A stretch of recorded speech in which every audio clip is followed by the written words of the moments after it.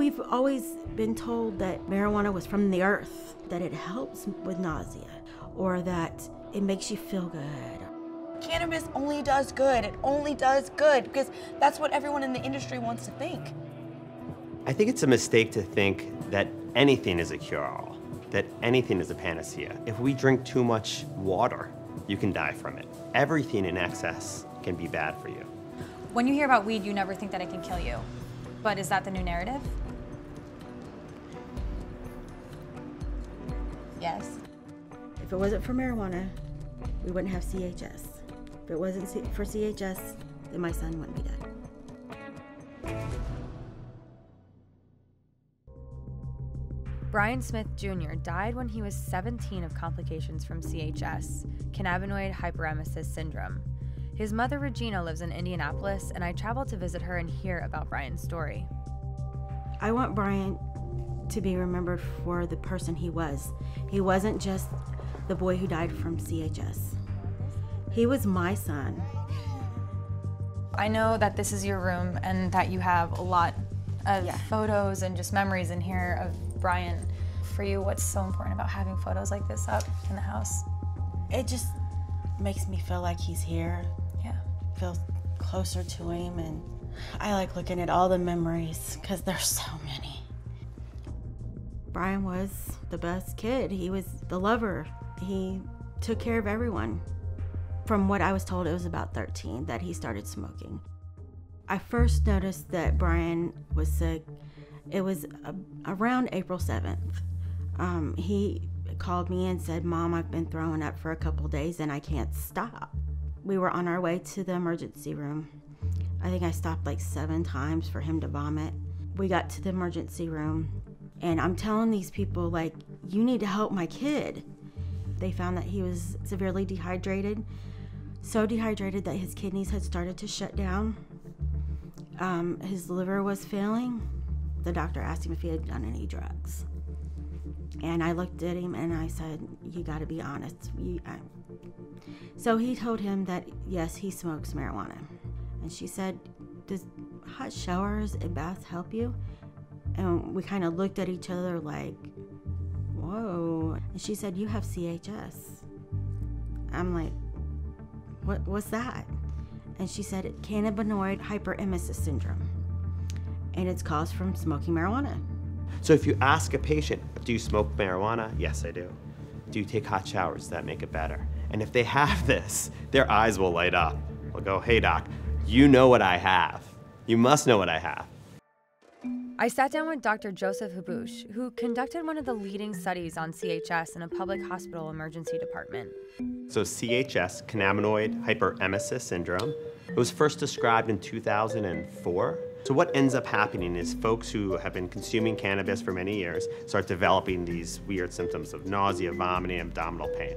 But really uniquely, all of these patients had discovered that taking very hot showers helped their symptoms. CHS can cause severe dehydration to the point that you have renal failure.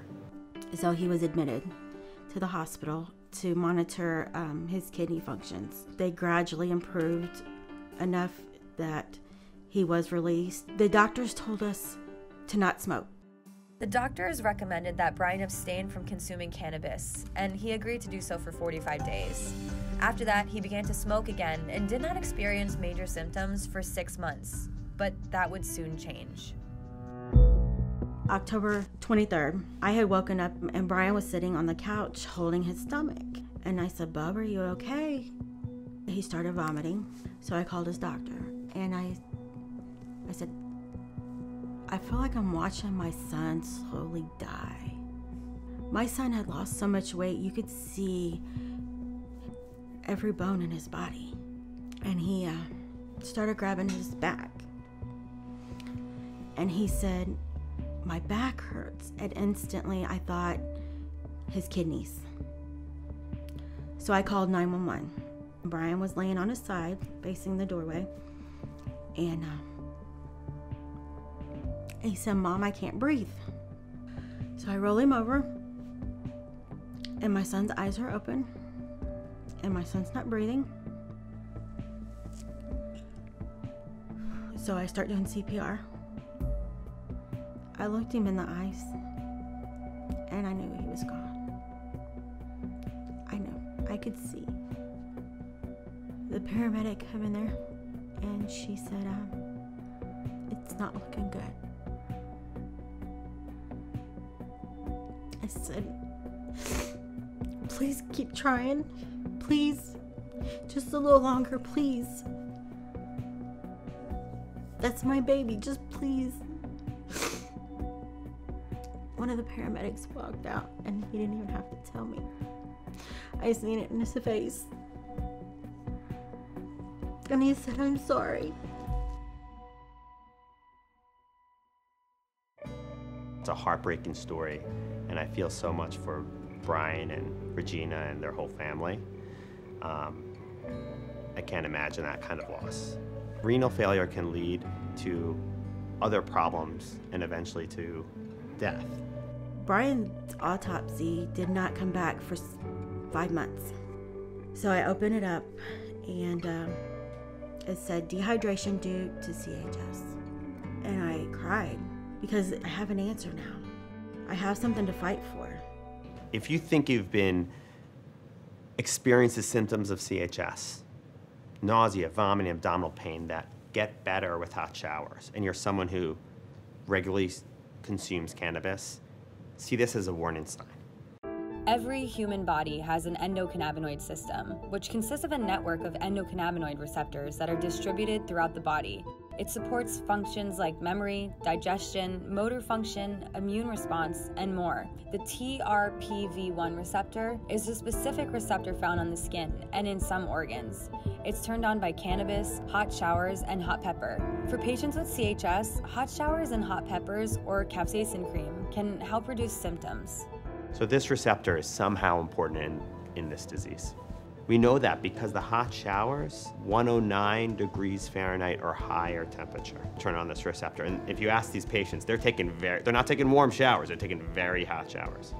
And also, capsaicin cream is known to turn on the TRPV1 receptor. There's different types of receptors, right? There's some that are pleasure receptors. This one is considered a pain receptor, but one that starts to signal to your brain things are getting too hot. Now, for some reason, turning on that receptor helps these patients feel better. That we're not sure why. MJBizCon is one of the biggest cannabis conventions in the world. I traveled here to meet with Alice Moon. She's a publicist in the cannabis industry, and she has CHS.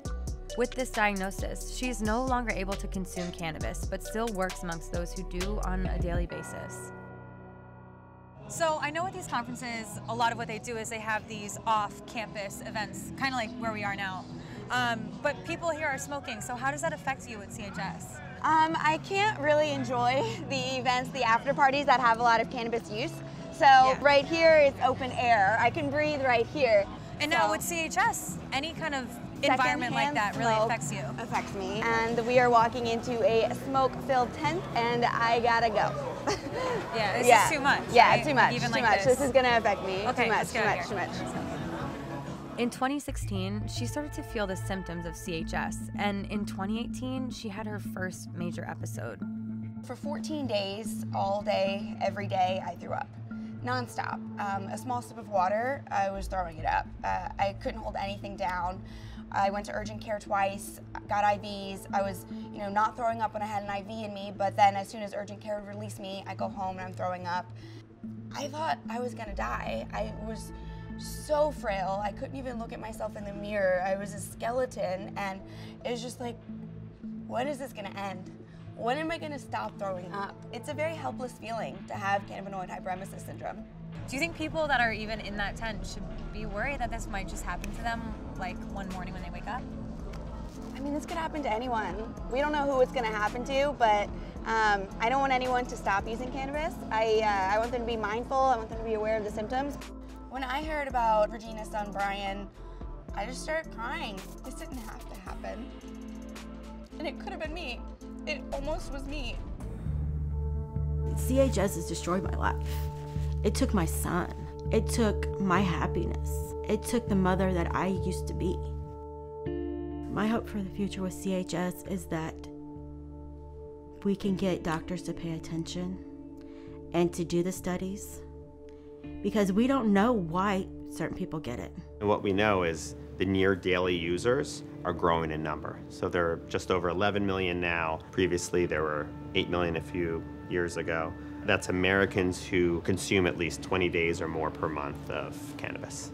A lot of researchers have claimed CHS is rare, but there's no initial study pointing out why they're saying that. We were the first to try to do a prevalence study to discover how many patients might have it. And what we found is approximately a third of regular users might have some level of CHS. Based on our study, it may be that around 3 million Americans have had some symptoms of CHS. Could this happen to someone who's been smoking for 1 year, 2 days? Like, who does this happen to? Well, the truth is we're not sure. It's a nightmare, and people have died from this, and it's really unfortunate, and I don't want there to be any more deaths. We need to make it legal so we can make sure that Brian's the last that loses his life to CHS. And that's why I do what I do. That's why I get out of bed every day, because my son deserves to be remembered.